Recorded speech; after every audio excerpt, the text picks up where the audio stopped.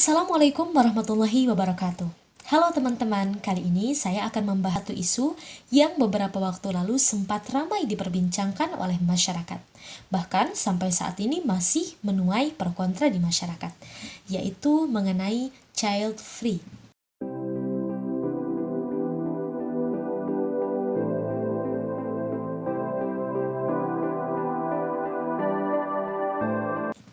Child free adalah suatu keputusan seseorang ataupun bersama pasangannya untuk tidak memiliki anak. Berbeda dengan childless, yang mana childless ini tidak memiliki anak karena suatu faktor eksternal tertentu, seperti kondisi fisik, biologis, penyakit, dan lain sebagainya. Sementara child free bisa jadi dia secara fisik mampu untuk memiliki anak, tapi memutuskan untuk tidak memiliki anak.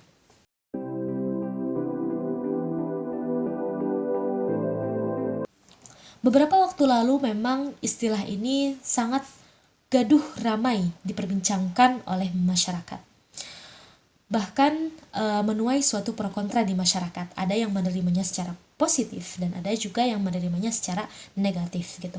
Sebagian masyarakat ada yang menganggap bahwasanya child free ini adalah salah satu bentuk upaya untuk menegasikan keyakinan religi di masyarakat karena menjadi seorang wanita yang tidak ingin memiliki anak atau keturunan.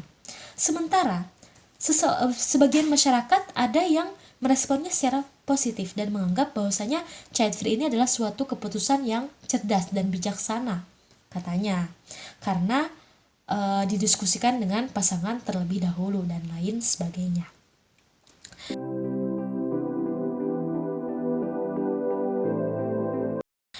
Lalu, mengapa child free ini masih menuai suatu pro kontra di masyarakat? Begini teman-teman, sebenarnya child free ini bukanlah suatu hal yang baru.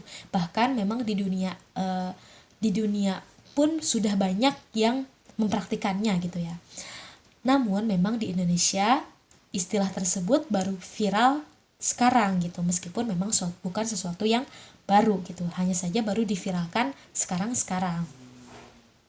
Nah, lalu mengapa menuai suatu pro kontra di Indonesia gitu, ataupun banyak orang yang ya ada yang menerimanya secara positif, ada yang menerimanya secara negatif gitu.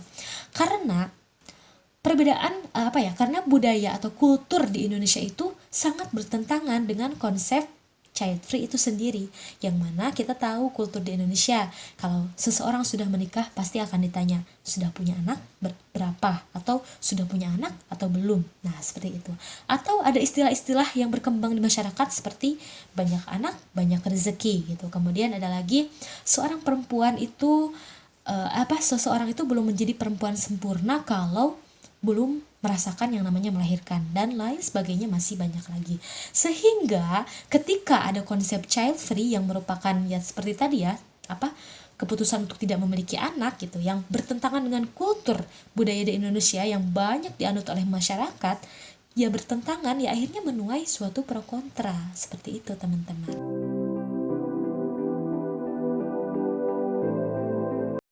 Apa alasan seseorang memutuskan tidak punya anak? Sebenarnya ada berbagai alasan yang melatar belakangi seseorang sampai dia itu memutuskan untuk tidak memiliki anak atau yang disebut dengan child free. Di antaranya yang pertama ialah trauma masa kecil. Victoria Tunggono dalam bukunya Child Free and Happy, dia menjelaskan, dia mengamati dan menganalisis bahwasanya kebanyakan wanita yang memutuskan untuk tidak memiliki anak itu karena alasan memiliki pengalaman buruk di masa kecil dengan orang tua. Nah, kalau kita contohkan atau kalau kita ambil contoh di Indonesia, ada seseorang yang memang sangat berani atau berani untuk speak up gitu ya. Speak up bahwasanya dia adalah seorang yang child free atau yang memutuskan untuk tidak memiliki anak, yaitu seperti Veronica Wilson dan suaminya. Nah, salah satu alasan utama Veronica tidak ingin memiliki anak itu adalah karena dia memiliki pengalaman yang tidak menyenangkan dengan ibunya, dengan mendiang ibunya, dan dia itu khawatir perilaku toksik yang dia dapatkan itu akan turun kepada dirinya dan kemudian turun juga kepada anaknya, sehingga dia memutuskan untuk tidak memiliki anak. Kemudian yang kedua adalah finansial. Memang ya, untuk mengurus seorang anak mengurus seorang anak itu bukanlah suatu hal yang murah gitu. Banyak biaya yang harus dikeluarkan sehingga seseorang merasa finansialnya memang belum cukup. Nah, maka dia takut anak yang terlantar, akhirnya dia memutuskan untuk child free. Kemudian yang ketiga adalah ketidakyakinan atau kemampuan merawat dan mengasuh anak. Karena ya seseorang belum siap menjadi ibu, belum siap menjadi ayah, ya jadi mereka memutuskan untuk child free, tidak punya anak saja gitu karena belum siap menjadi ibu ataupun ayah gitu. Kemudian yang keempat, isu atau permasalahan lingkungan. Nah, ini merupakan salah satu alasan yang menarik ya, karena berkaitan dengan isu atau permasalahan lingkungan. Populasi penduduk bumi yang semakin meningkat gitu, tetapi tidak sejalan dengan kesehatan bumi dan ketersediaan pangan, hingga akhirnya child free menjadi salah satu langkah yang dapat ditempuh. Nah, seperti itu teman-teman.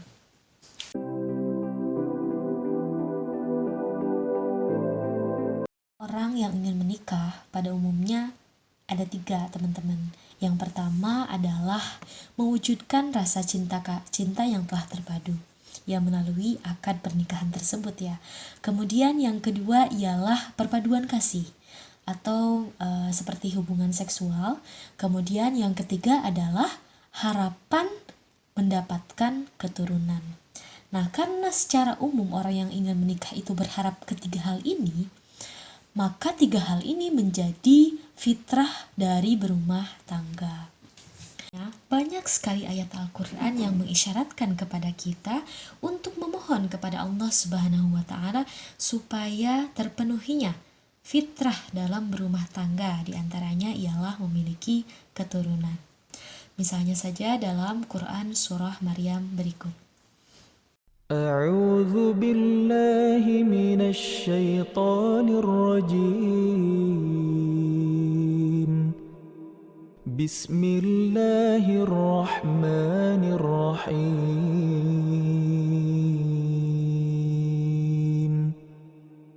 كافها يا عين صاد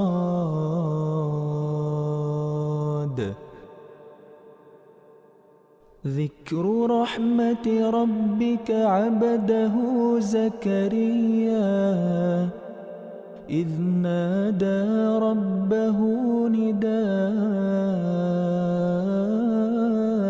خفيا قال رب إني وهن العظم مني واشتعل الرأس شيبا ولم أكن بدعائك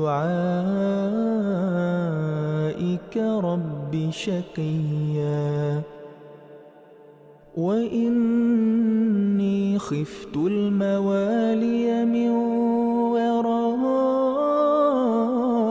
وكانت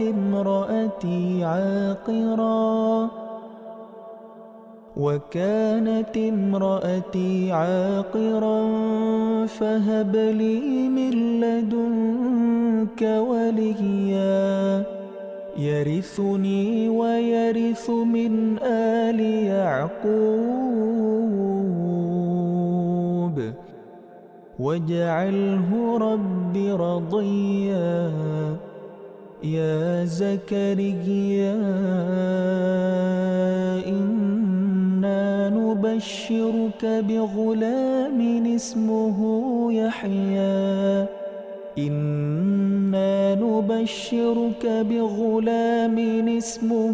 يحيى لم نجعل له من قبل سميا. Ayat tersebut diceritakan bahwasanya seorang Nabi Zakaria memohon kepada Allah hingga masa tuanya tiba supaya diberikan keturunan oleh Allah Subhanahu wa Ta'ala, yang mana akhirnya singkat cerita Allah memberikan Nabi Zakaria keturunan, yaitu putranya yang bernama Nabi Yahya, yang juga seorang nabi ya teman-teman. Kemudian pada ayat lain, misalnya dalam surah Al-Furqan berikut, والذين يقولون ربنا هب لنا من أزواجنا وذرياتنا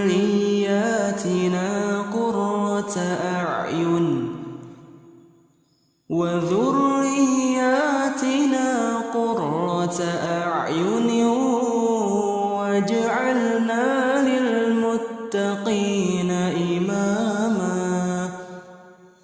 Child free dapat dijawab dengan menelusuri hukum menolak wujudnya anak sebelum berpotensi wujud, yaitu sebelum sperma berada di rahim wanita. Dalam kajian fikih ada beberapa padanan kasus, yaitu menolak wujudnya anak sebelum sperma berada di rahim wanita. Baik dengan cara yang pertama tidak menikah sama sekali, yang kedua itu dengan cara menahan diri untuk tidak bersetubuh setelah pernikahan, yang ketiga dengan cara tidak inzal, artinya tidak menumpahkan sperma di dalam rahim perempuan, dan yang keempat adalah dengan cara azl atau menumpahkan sperma di luar vagina. Semuanya, keempat kasus ini secara substansial memang sama dengan pilihan child free dari sisi sama-sama menolak wujudnya anak sebelum berpotensi wujud. Nah, adapun berkaitan dengan azl, Imam Al-Ghazali berpendapat bahwasanya azl ini tidak sampai taraf makruh tahrim ataupun makruh tanzih, bahkan tidak sampai taraf haram. Menurut beliau, azl ini dihukumi boleh karena suatu larangan kalau ingin dilakukan itu harus berdasarkan nas ataupun kias. Sementara di sini tidak ada kias ataupun nas yang melarang. Yang ada adalah kias yang membolehkan, yaitu 3 hal yang sebelumnya, yaitu tidak menikah, menahan diri, untuk tidak bersetubuh, tidak inzal, kemudian yaitu tidak inzal. Yang ketiga hal ini itu dihukumi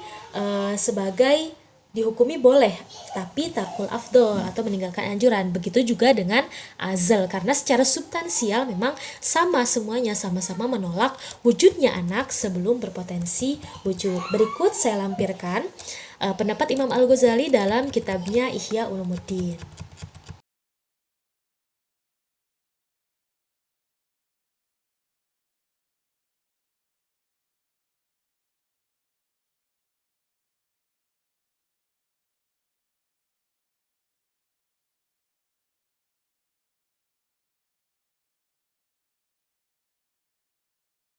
Bagaimana dengan hadis-hadis Nabi Shallallahu Alaihi Wasallam yang menganjurkan orang untuk menikah dan mempunyai anak? Bukankah Nabi berulang kali menganjurkannya? Ya, Imam Al-Ghazali menanggapi hal tersebut dengan berpendapat bahwa hadis-hadis tersebut hanya berupa anjuran, jadi tidak sampai taraf mewajibkan. Oleh karena itu, orang yang tidak menikah, orang yang tidak memiliki anak, orang yang tidak menolak untuk memiliki anak gitu ya, itu berarti bukan sesuatu yang dilarang, melainkan tarkul afdol atau meninggalkan suatu anjuran atau keutamaan. Al-Ghazali juga dikuatkan oleh Imam Az-Zabidi. Berikut saya lampirkan pendapat Imam Az-Zabidi.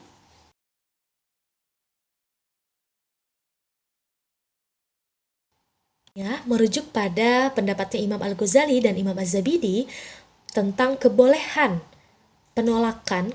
atas penolakan wujud anak sebelum berpotensi wujud, maka hukum asal child free adalah boleh. Kemudian, kebolehan ini dapat berubah sesuai faktor yang mempengaruhinya. Meskipun dalam prinsip fikihnya dibolehkan, tapi tidak boleh disalahgunakan. Dalam memutuskan child free, seseorang harus menimbang sisi maslahah dan mafsadahnya terlebih dahulu. Jangan hanya ikut-ikutan tren saja. Kita tahu bahwasanya di Indonesia ini dalam hal pernikahan itu tidak hanya menyatukan 2 orang, melainkan juga menyatukan 2 keluarga. Bagaimana kalau seandainya nanti orang tua itu ingin memiliki cucu? Kita tidak bisa memutuskan child free. Jadi child free ini atau keputusan untuk child free ini bukan hanya antar pasangan saja, melainkan juga antar 2 keluarga, seperti itu. Nah, atau bahkan child free ini dijadikan sebagai suatu solusi tanpa adanya usaha kita. Bahkan faktor-faktor alasan yang dikemukakan itu tidak tahakkuk atau tidak nyata kita rasakan. Misalkan yang pertama itu trauma masa kecil. Misalkan yang tadi alasan trauma masa kecil. Nah, eh, kalau misal tidak boleh kita menjadikan child free ini sebagai suatu solusi dari trauma masa kecil kita, tapi kita juga kita harus ada upaya dulu, ada usaha dulu untuk menyembuhkan trauma masa kecil kita. Kemudian yang kedua adalah finansial. Hal ini juga bukanlah suatu alasan yang dapat dibenarkan, dan atau belum siap menjadi ayah, belum siap menjadi ibu. Hal tersebut sebenarnya bisa diupayakan dengan cara kita mengikuti parenting dan lain sebagainya. Kemudian isu ataupun permasalahan lingkungan. Ketika kita melihat berita-berita yang memang menyeramkan mungkin ya, sebenarnya itu hanyalah suatu ketakutan yang tidak didasarkan pada sisi kemaslahatan atau hanya kekhawatiran saja, dan hal itu hendaklah kita buang jauh-jauh gitu. Pada intinya, ketika kita memutuskan child free itu dibolehkan, hanya saja tidak boleh disalahgunakan gitu. Dan ketika kita untuk memutuskan untuk child free, kita harus menimbang sisi maslahah dan mafsadahnya terlebih dahulu. Mungkin sekian dari saya, mohon maaf apabila banyak kesalahan. Wassalamualaikum warahmatullahi wabarakatuh.